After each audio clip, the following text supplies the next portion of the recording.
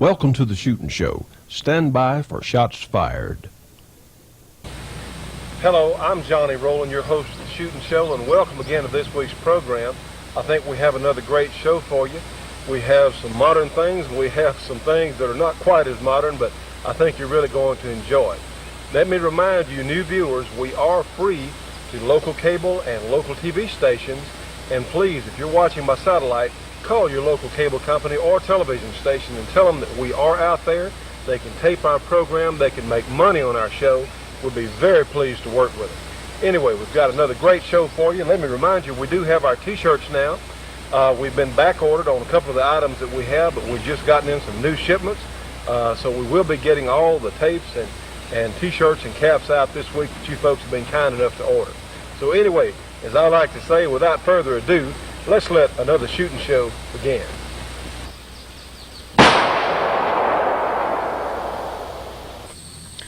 Now friends, we're going to look at a couple of surplus guns here today, and we've had a good many letters and phone calls about surplus firearms, so here are a couple of my favorites that we happen to have handy.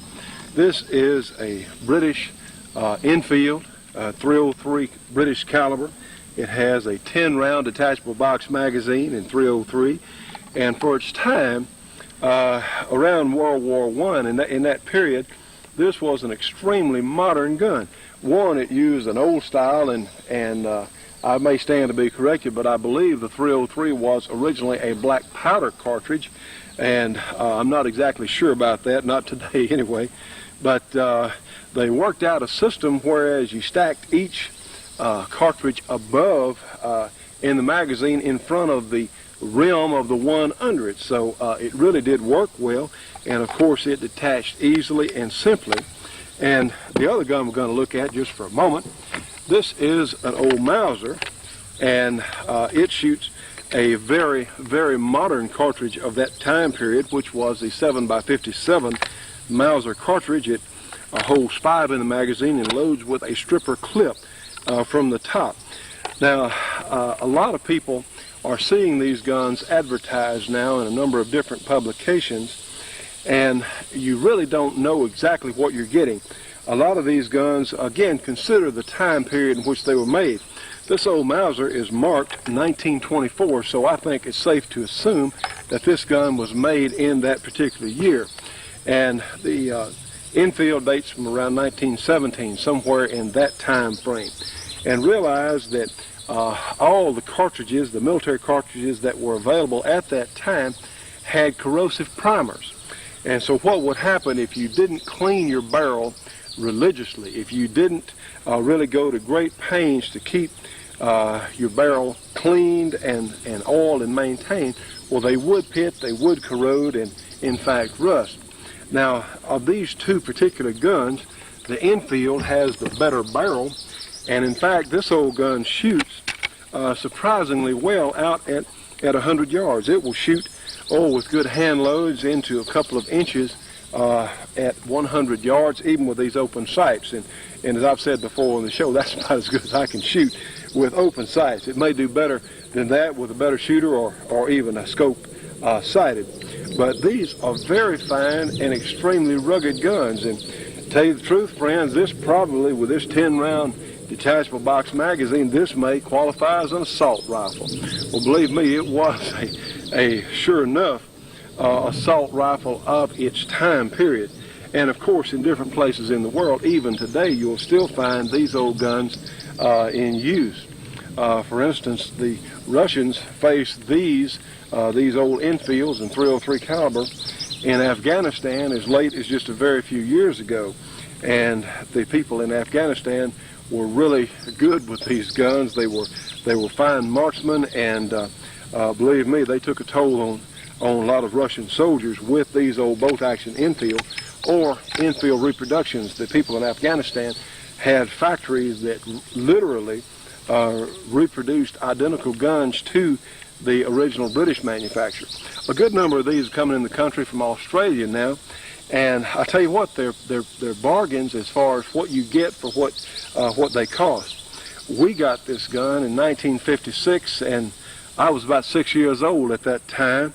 I believe we paid $11, I think, for this gun then, and it really was in pretty good condition. In fact, about like it is now. I hadn't shot it a whole lot over the years, and I remember getting this old Mauser in Monroe, Louisiana at a Kmart in 1968. I paid $13 for it. It was a blue light, the well-known blue light special. But the old Mauser did not have quite as good a care as the Enfield here, and it typically does not shoot as well as the Enfield. It's still a good shooter. My goodness, it's still a 75 or 100 yard deer gun with proper ammunition. And I hear a little thunder back over there.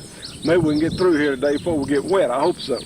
Anyway, the point I'm going to make, a lot of these guns are coming in the country. You find these at some really good bargains from time to time. So what we suggest is take your surplus gun down to a reputable gunsmith and let him look at it. Let him check the action out. You know, there are advisories on some of these guns that have come in the country over the years, and some of them really should not be shot. You know, these guns are fun to have as far as being collectible.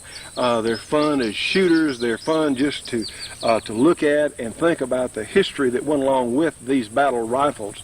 But some of them really should be talked about and not shot. They ought to be left on the wall in a gun case and use them for historical reference and not necessarily as shooters. Others, like this old Enfield here, are tremendous sporter guns. You know, both these cartridges, the 7x57 in the Mauser and the 303 Enfield, are comparable to the 308 Winchester. Now, I didn't say the same, but I said comparable. In fact, the 303 can get pretty darn close, and the 7x57 with good hand loads is not far behind it. But these guns, you sometimes find them with some of the stock cut off, the top of the wood there, the stock taken off and sporterized to look more like modern guns. Well, personally, I kind of prefer them the way they are. You know, they do have such a historical look and feel, and it really gives you a sense of history on holding one of these old guns made just like they were when they were issued. So anyway, the point we're going to make here is please have your surplus gun. A lot of guns coming in, M1 Garands, M1 carbines, and they need to be looked at so you can find out whether they're safe to shoot. I don't care how good a firearms bargain is, if the gun is going to blow up or damage you. Hear that thunder? Okay. If you're going to be damaged when you shoot these guns, well, there's no bargain at all. It's just not worth it taking a chance. But those that are good shooters, well, my goodness, that's what they were designed for, to go out and shoot. But please have your surplus guns checked out by that reputable gunsmith. We don't want anybody to have an accident. We only want you to enjoy shooting and be healthy and safe while you're doing it. And speaking of shooting, how about let's unlimber, if there is such. Let's let this old Enfield do what it was designed to do.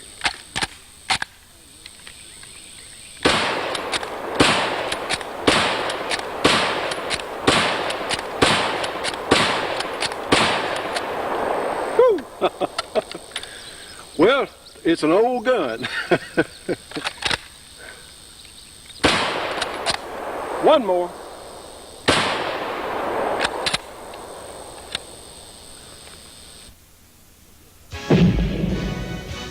Awesome firepower.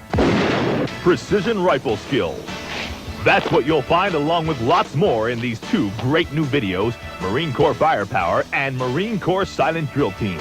See an actual firepower demonstration of the latest Marine Corps weapons of the infantry, including the M220 Echo-Tow missile system, grenade launchers, mortars, and lots more.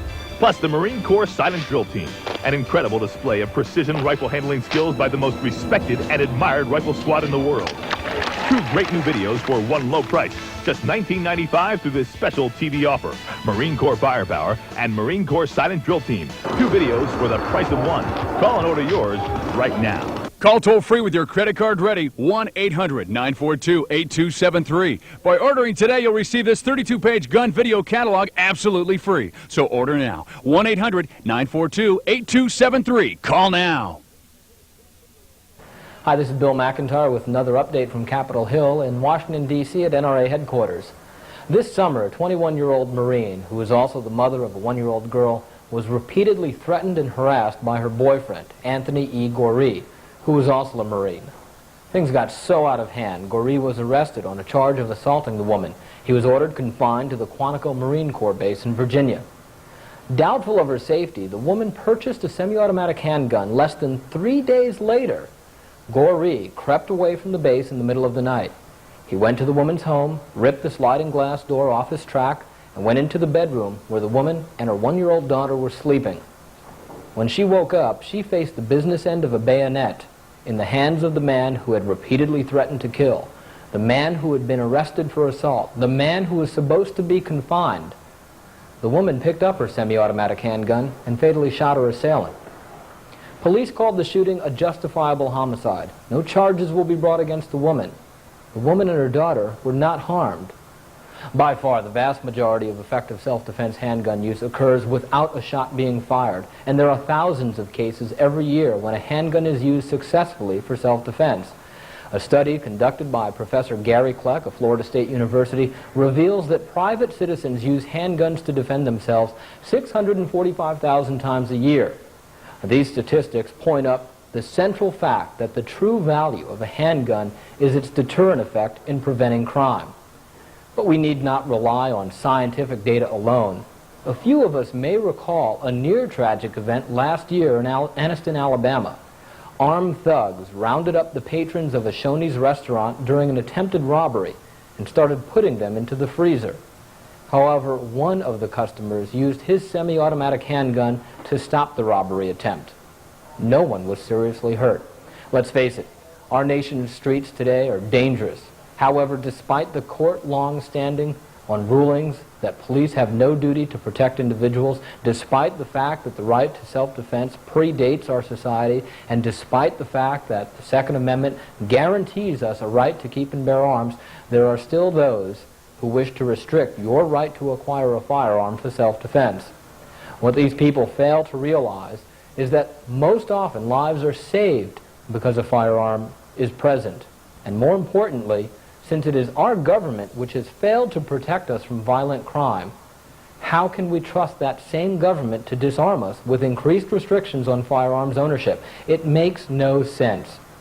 Now, soon, the United States Congress will consider the Brady Bill, a 5-day waiting period on handgun purchases, which makes criminal background checks optional.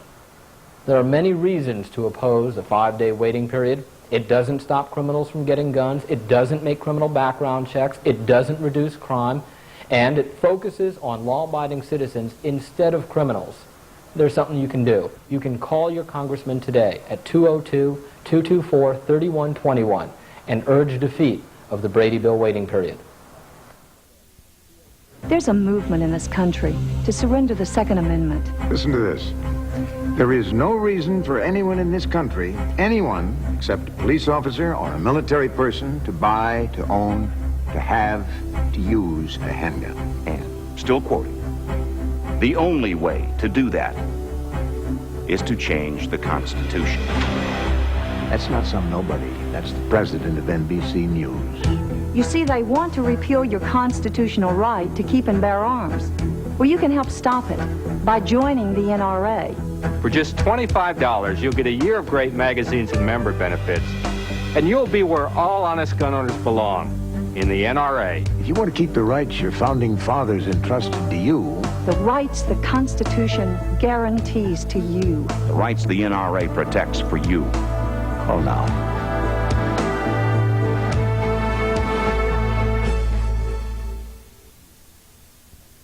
Stay tuned for more of The Shootin' Show after this break for your local cable company or TV station.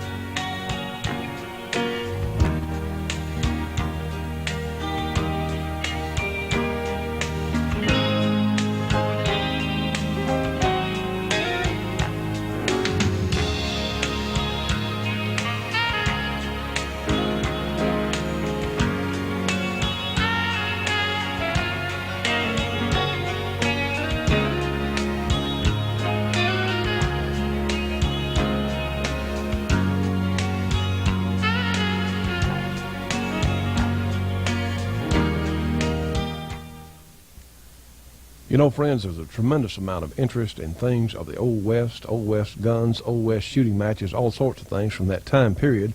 Well, we're going to show you an excerpt of the great Bob Munden tape, the fastest gun who ever lived. And I tell you what, those of you who've seen him on our show before would probably agree with that.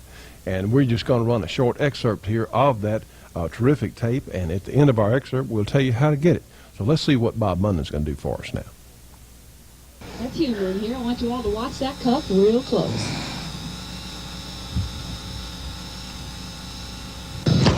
But he doesn't do it all.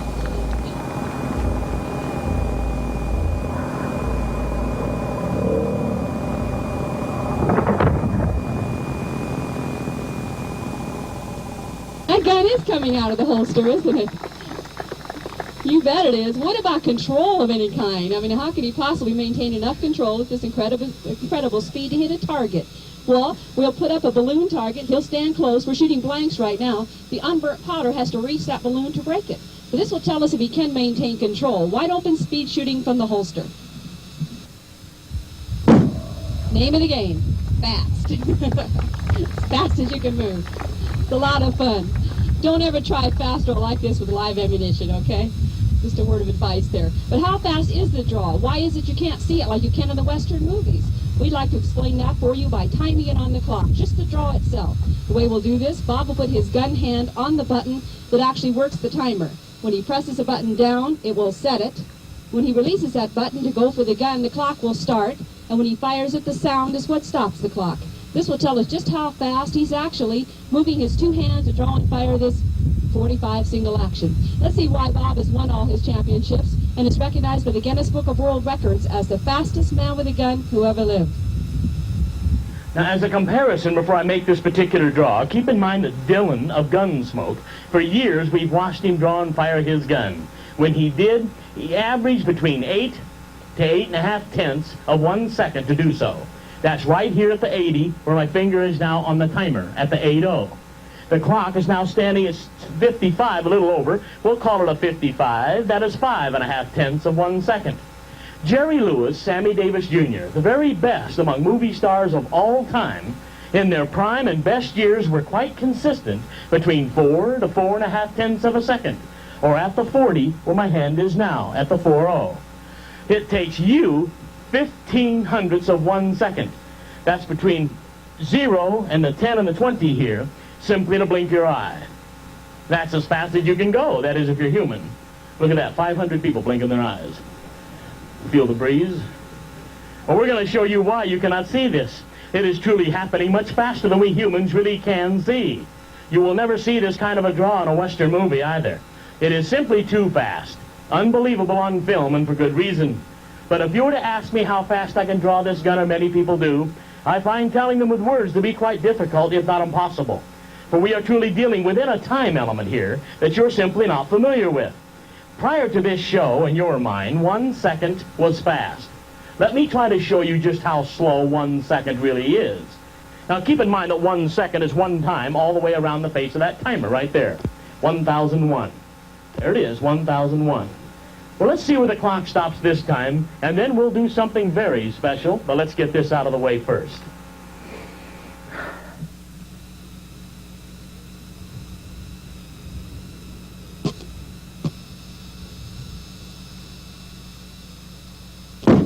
Elapsed time on the clock, just for the draw itself, is 4 100ths of 1 second, and you wondered why you couldn't see it.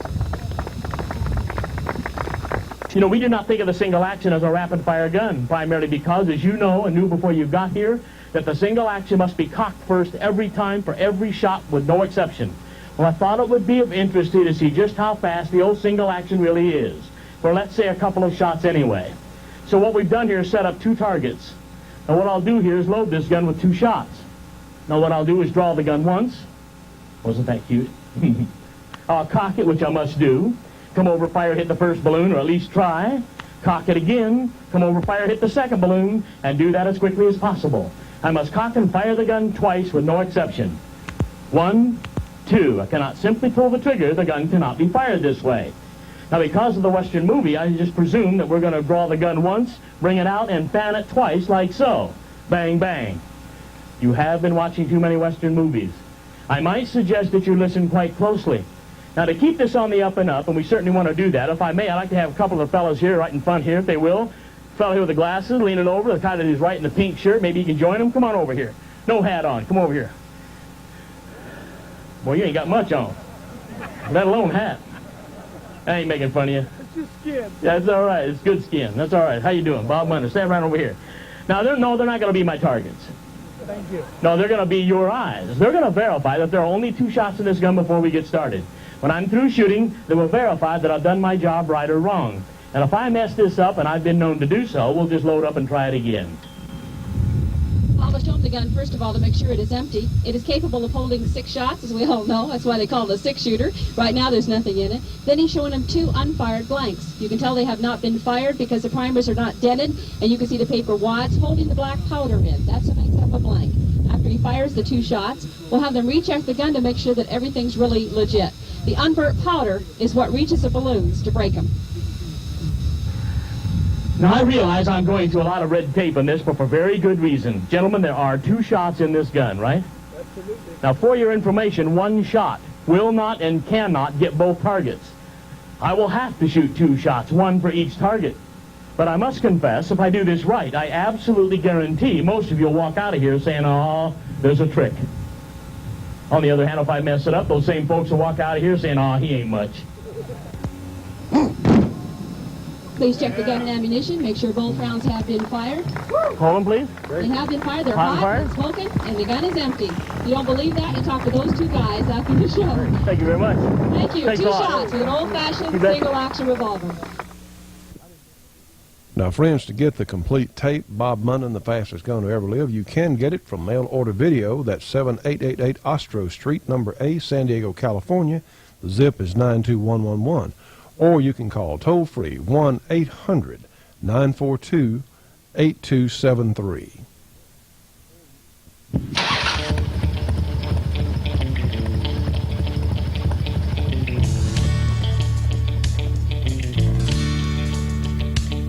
I'm proud to be an American, thank God our country's strong. But some time ago, you know, it occurred to me, there's something going wrong. My granddad fought against tyranny, so we could all be free. I'm afraid, my friends, his fight has passed down to you and me, down to you and me. We got people telling us what to do, but don't even know our name. We're just a number on some little card, and I think that's a shame. If George and Abe could see us now, bet they'd both agree. This is not exactly what they had in mind. The land of liberty, sweet land of liberty. Oh, I love to hear my Harley run. I like being free to live out my dreams, and I want to have a little fun. I want to hold on to what we've got, from sea to shining sea. I'm afraid, my friend, the fight is past, down to you and me. Oh, down to you and me.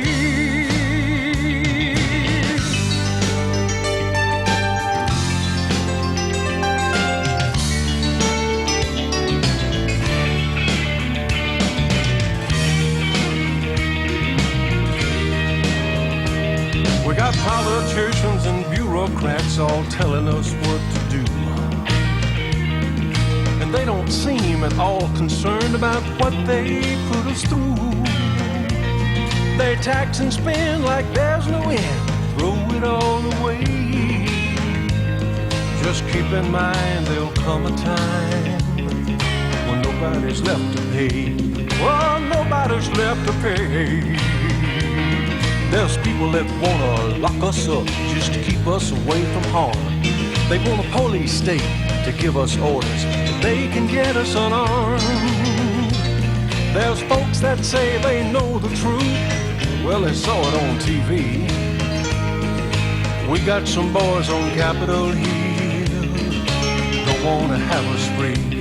No, they don't wanna have us free.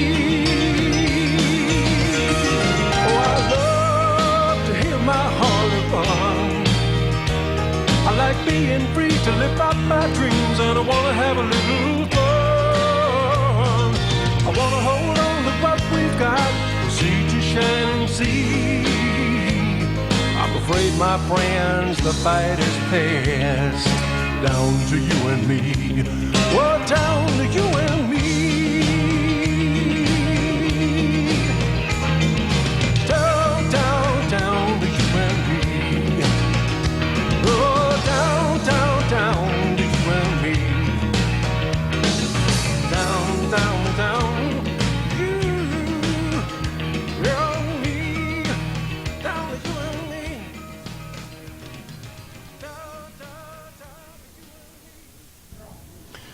Friends, we hope you enjoyed our music video, Down to You and Me. We certainly have enjoyed doing it. It really has gotten a strong response all over the country. We appreciate your calls and your letters so much. Now, you can buy a copy of our music video, Down to You and Me, for $17.95. You can get a copy of our music tape with the song Down to You and Me on it, along with 9 more of my songs that we hope you'll really enjoy, and it's $9.95. Also, while we're selling stuff, you can get our official cap for $12.95. You can get our official t-shirt here with the Shootin' Show on it, just like the one I'm wearing. We have it in sizes large and extra large as for now, and it is $14.95. So the cap is $12.95, the shirt is $14.95. Our music tape is $9.95, and our video is $17.95. We want to thank everyone for all their support. Please, if you would, call your local radio station and ask them to play our song by me, yours truly, Johnny Rowland, Down to You and Me, because we are getting some play on it. And friends, every time that our song goes on the air, it gets the Shootin' Show a little more publicity. We really do appreciate your support. Now then, one other thing I'm going to mention to you, a lot of people call us every week asking, well, where can they get this product or that product? Well, the Shootin' Show is going to have a little mail order business here. It's going to be called the Bullet Express. That's going to be the name of our mail order department. And if you would like a copy of a little sheet, we're going to have a very limited number of things we're going to be selling here in the beginning, things that maybe you can't find in your particular area. We're going to have chronographs, we're going to have timers and things that maybe you can't find locally. We're going to have cleaning kits, some things to help you get started in maintaining your firearms. A number of things that we're going to have, not a whole lot in the beginning, certainly not, but if you'd like to have a copy of the Bullet Express, write to the Bullet Express, care of the Shootin' Show, 554 Kings Highway, Shreveport, Louisiana. That zip again is 71104. Friends, I tell you what, we've got a job in front of us because in Washington and on the local level, people are trying every day to institute legislation that will literally take our firearms away. Please support the Shootin' Show and tell other people about what we're doing, about how we're getting the message of us as the American gun owner out to the rest of the public. We have got to do it. Stay tuned for more of the Shootin' Show after this break for your local cable company or TV station.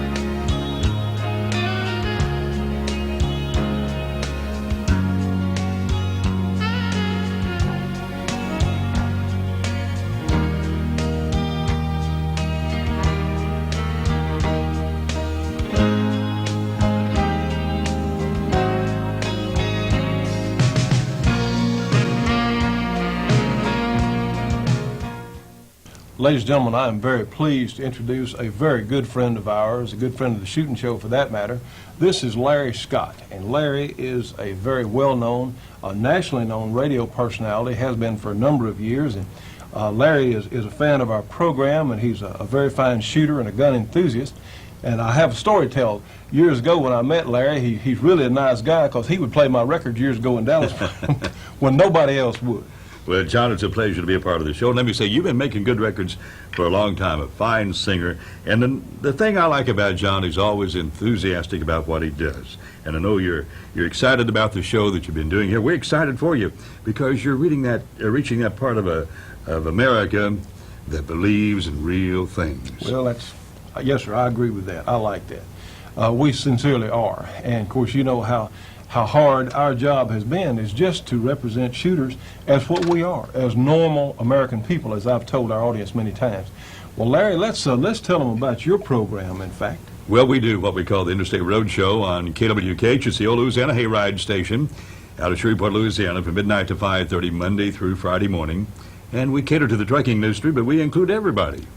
Well, Larry, I have been on your program. I remember I have listened to you get calls from California to Georgia to Florida to wherever else, because you reach a tremendous number of people. We reach a number of states, well, from Florida out through Arizona, and once in a while in California, all across the southern part of the United States, and some up into Colorado and Kansas and Missouri. But, yeah, it's a privilege to talk to people every night. And, you know, the people that listen to my show really believe in what you do. And in fact, your latest record talks about, conservative America. Well, it does. And I'm proud of it. And I've had people call and say, just tell old John we believe in what he's doing. Well, I appreciate that very much, Larry. Now, folks, you saw it here. Larry's going to assist us, and we're going to hold him to this. We're going to get him to assist us on some of our gun tests and things, because he is a gun enthusiast also. And you can hear some of updates about our program on his show at night. Right. And he's on Central Time of midnight to 6 o'clock. Am I correct? Midnight to 5:30. Midnight to 5. Well, that's used to be almost. midnight to 6. But, friends, I tell you what, Larry is a tremendous person.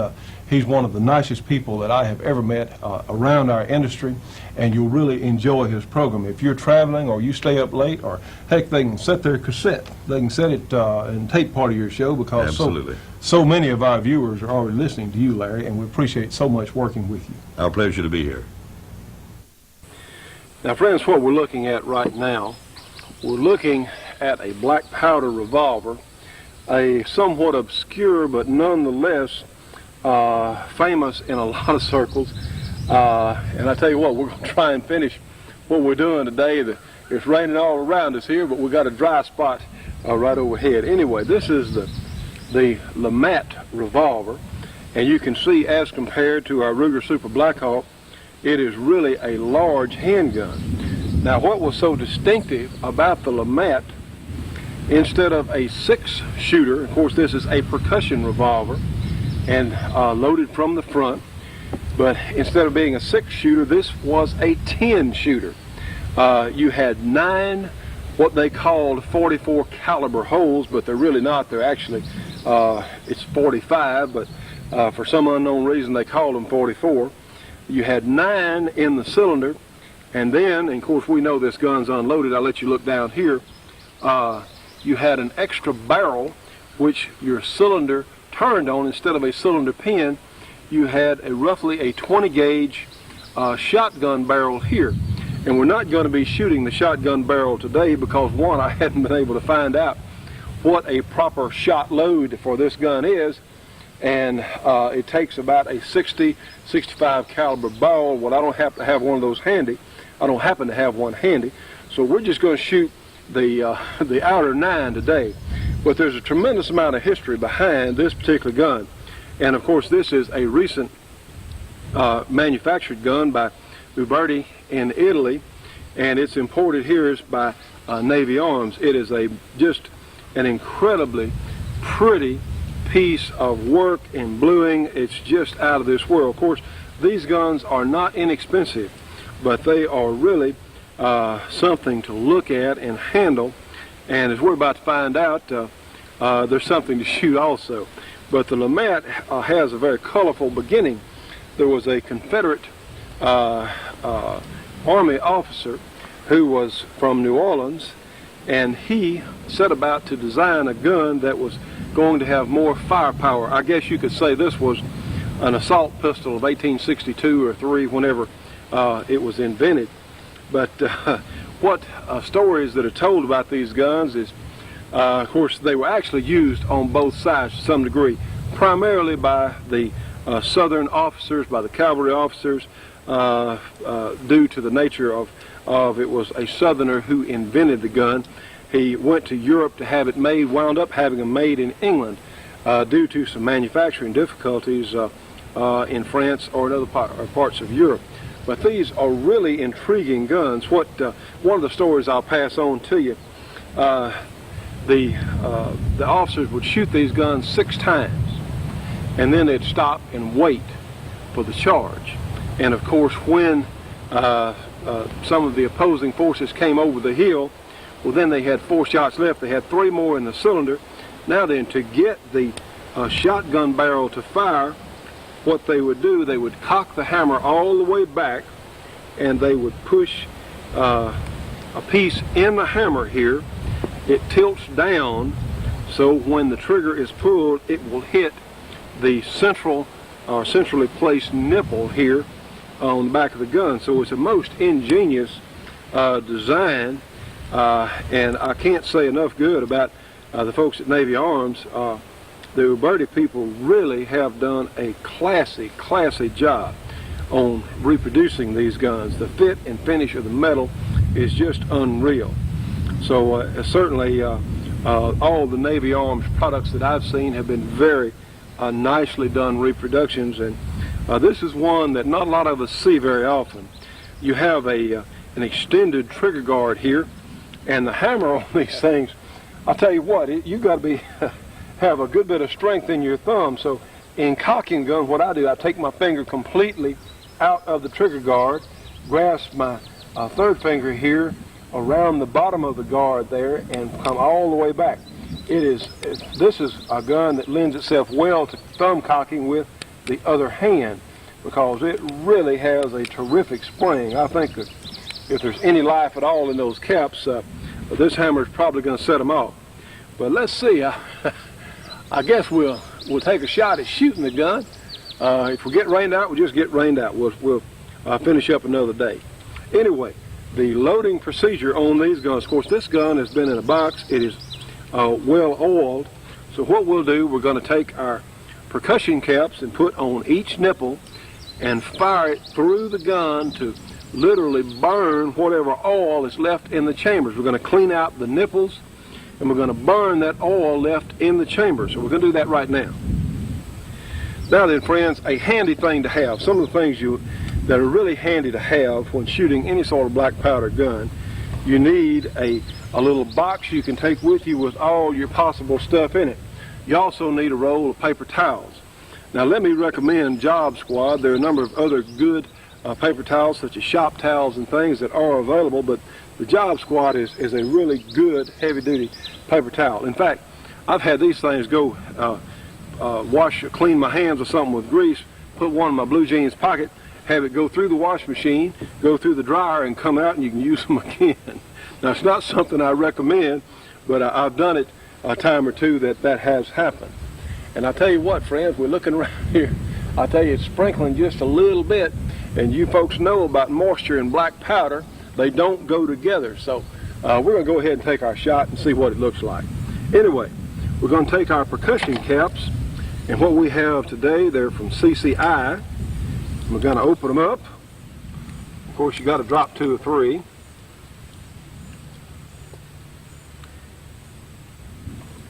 And we're going to place our gun on half cock so we can freely turn our cylinder. So what we're going to do, I'm going to put these on with my fingers today, but there are little tools called cappers available, and they make this job a lot easier and a lot simpler. But since that's what we've got today, I'm just going to put them on by hand.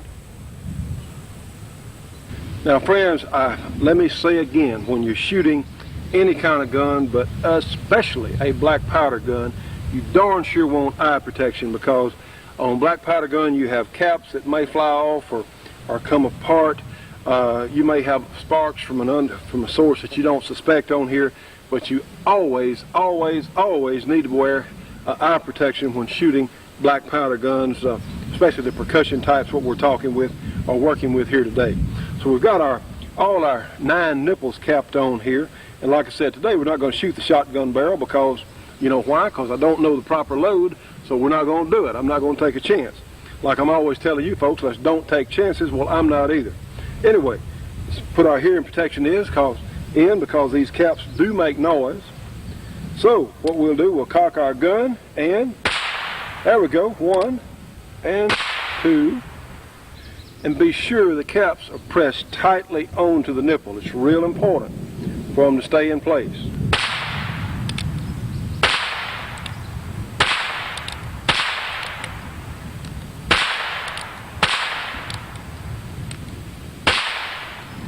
Okay, now then, we'll bring them around again. Be sure that all the caps are, the exploded caps are out of the way. And it's always a good idea to have a little piece of wire or paper clip or something, what they call a pick, so you can be sure that the nipples are clean before you shoot them, before you load them for real, certainly. So, all right, we'll put our gun on half cock. Now then, friends, we're going to put some black powder, and we never load one of these guns out of a can because, trust me on this one, any little spark, black powder is not as stable as smokeless powder. The least little spark can set black powder off. So what we do is we're going to put some of our black powder, triple F, into a powder flask. It makes things a lot simpler and a lot easier to deal with. So we'll do that right now. All right, friends, the next thing I'm holding here is a powder measure. And this is a real important piece of equipment because this lets you know how much powder to put. Now this LeMat is designed to be used with 25 grains of black powder per cylinder hole. All right, you're not talking about vast velocities, but you are talking 500-600 feet per second, and this is a .45 caliber ball. And in its day, I tell you what, this was, like I said, probably the assault pistol of its day, or certainly assault revolver. So we're going to set this right on 25 grains or so, just like that, and put our little ring in place. Now here's what we do. We've got some Hornady pure lead balls here, 451 thousandths in diameter. Get them open here. So here's how we do it. We're going to put, first of all, from our powder flask where we've got our triple F powder into our powder measure. So let's do that right now. Okay, fill it all the way to the top and then close it like so. There we go, and that's 25 grains, should be. Put it on half cock, and we will load one cylinder hole there. All right, we'll put a ball on top of that powder, bring it around in position, and take our rammer and put it in place all the way down on the powder. Very important. All right, the same drill. These guns, of course, were not quick to load, but we'll do this 9 times. Friends, we'll be right back to our LeMat in just a moment after this station break for your local cable company or television station.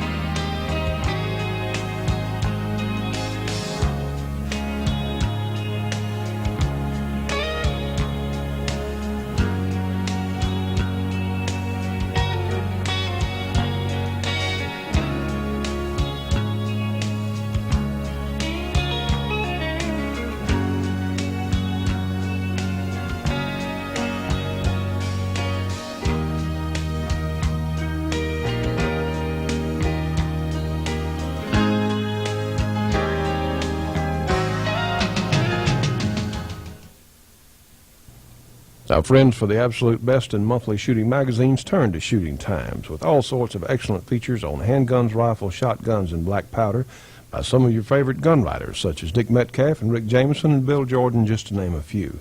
Each month you'll find interesting articles on guns, shooting, reloading, and new products in the firearms industry. That, along with information on pending legislation of interest to all gun owners.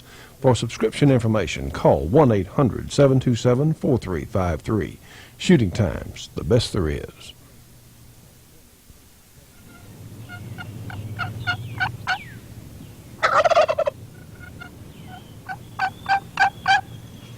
You know, I've been talking to that gobbler all morning, but I guess that's one turkey I just can't fool. Hi, I'm Grits Gresham, and believe me, turkey hunting is a real challenge. It takes patience, skill, and the right equipment. So see the folks who'll steer you right on the firearms and other hunting gear you'll need this season.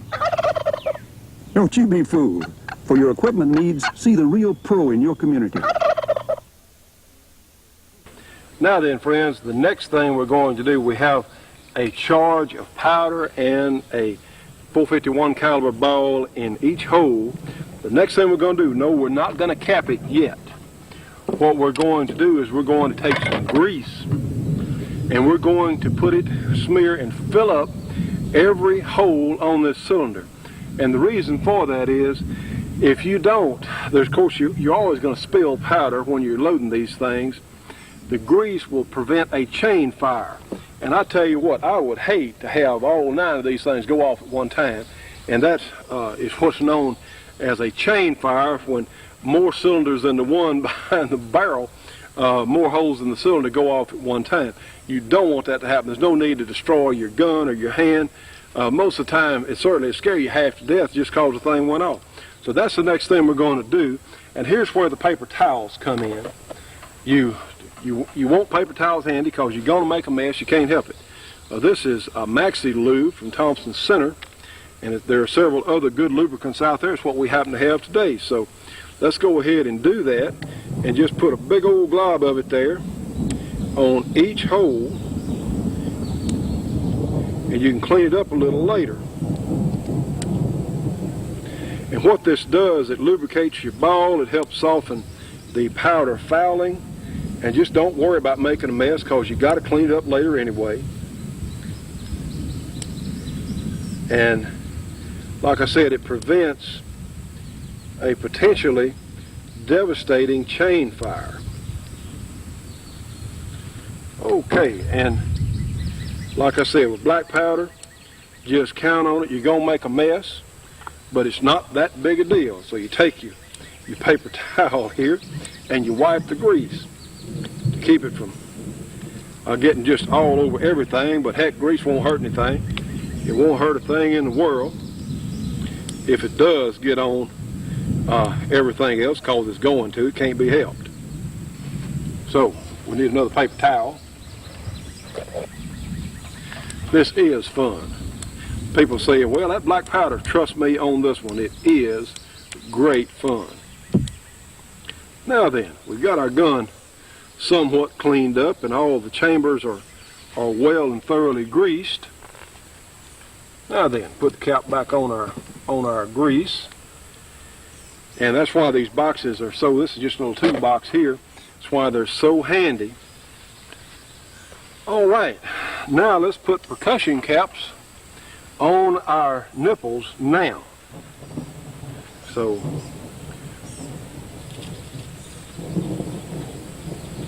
and remember to put them all the way down. All right, we've got our percussion caps all the way down.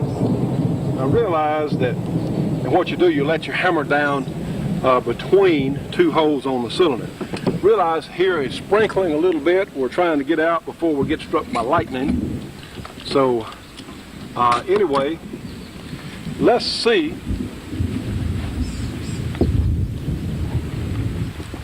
All right, friends, before we get completely rained out, let's see our Lamat. Let's see how many of them work. Like I said, it's sprinkling out here now.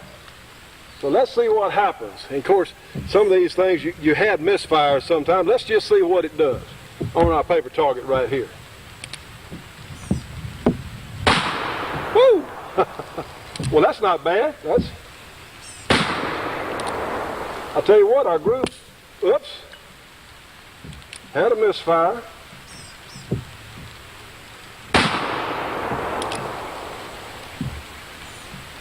Part of the joy of it all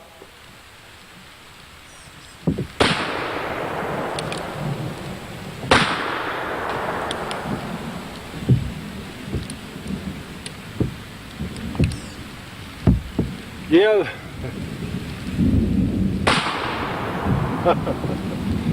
Great fun. And we got a couple left we got to put caps on. So what can I say? The LeMat, the assault pistol of its day. Now, friends, the reason I was chuckling there is because had started to rain pretty well. You couldn't really tell it much on the camera, but I was surprised that any of those chambers went off on that LeMat pistol. We're going to give it another shot and let all 9 of them go off. Meanwhile, since we're talking about black powder, Art Alphin, Lieutenant Colonel Art Alphin, retired, has something on a black powder gun that he's going to tell us today. And, of course, he has the great A-Square Company. That's at 1 Industrial Park, Bedford, Kentucky. And that phone number is area 502-255-7456. And they build some of the finest high-powered rifles and ammunition in the entire world. So give them a call if you want some information on their products. Meanwhile, let's hear what Art has to say today.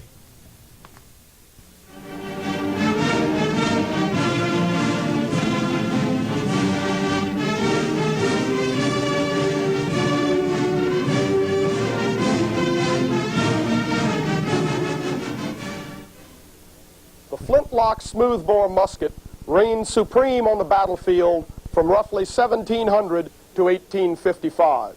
It was supplanted by the rifled musket, which was an outgrowth of 2 major developments. The first was percussion priming, which I'll cover in a few minutes. The second was the practical harnessing of rifling for general military use. If you have seen before, a rifled barrel has spiral grooves cut in the bore. The high spots are called lands, and the diameter from the land on one side to the land on the other side is called bore diameter.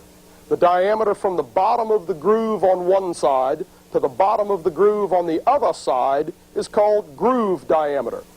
The lands cut notches in the side of the bullet, thereby imparting spin.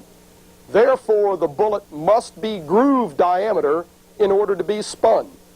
But if the bullet is groove diameter, then you can't load it from the muzzle because the bullet won't easily pass through the barrel. In the Kentucky rifle, this was solved by using a ball slightly under bore diameter but held in a cloth patch. This was simply not militarily practical. In the 1830s, a number of methods were tried to circumvent this problem. The most popular and successful was the mini ball. This bullet was made of soft lead and was slightly less than bore diameter for ease in loading. Its base was hollow, and when the propellant gases pushed the bullet forward, they also went into the hollow in the base and expanded the side walls of the bullet into the barrel grooves, thereby engraving the rifling on the bullet and imparting spin. In addition, this also obturated or sealed the powder gases behind the bullet, giving a slightly higher muzzle velocity. Grease was placed in the grooves along the side of the bullet, first to ease passage of the bullet down the bore when loading, and secondly to keep the powder fouling in the barrel soft so that the bullet skirts could scrape some of the fouling out from shot to shot. Lastly, the bullet was conical in shape, and though no one was really thinking of it yet, this greatly increased aerodynamic efficiency over the old round ball.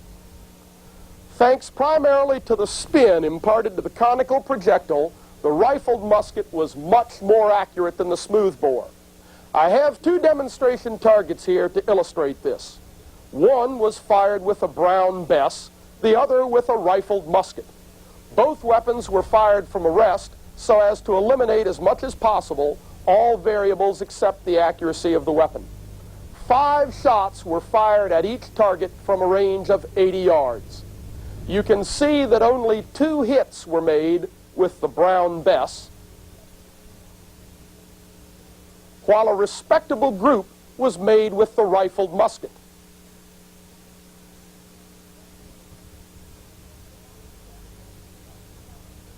Using the concept of the cone of fire, that is, that the size of a group at any range fits within an angle that in turn will define the size of the group at any other range, you can see that all of the rounds from the rifled musket, with the radius at 80 yards of 3.5 inches, would fit on a man's torso out to 240 yards, and the probability of a hit out to 350 yards is still quite high. The ignition system was now percussion. Gone was the pan, the frizzen, and the flint. Instead, a nipple was mounted on the side of the weapon and connected to the touch hole. A drawn copper cap with mercury of fulminate in the base was placed upside down over the nipple. When struck by the hammer, the mercury of fulminate exploded, igniting the propelling charge in the barrel.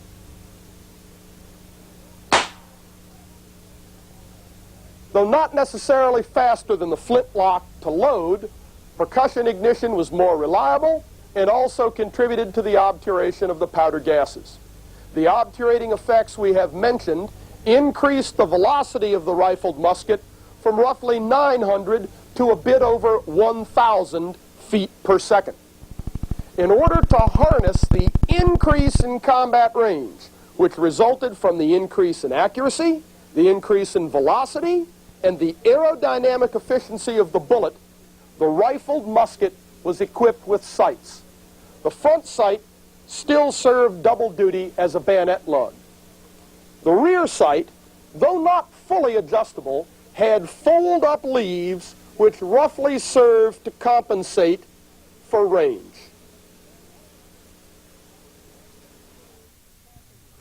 Now, friends, we're going to have to let Art finish next week on that tremendous piece on the 58 caliber rifle musket. We've just run out of time on today's show.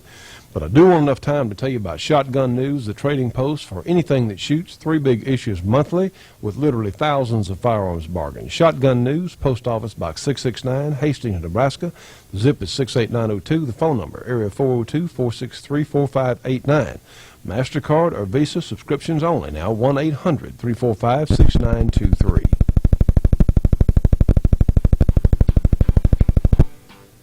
Friends, we hope you've enjoyed this edition of the Shootin' Show, and we look forward to seeing you next week. Remember, if you have something going on, some sort of shooting event in your area, and you'd like to see us there, well, please let us know here at the Shootin' Show. There's some chance that Kurt or myself might be able to get down and tape, do interviews, whatever we need to do. We'll certainly try. Anyway, thanks so much for watching this week. We'll look forward to seeing you again next week on another Shootin' Show.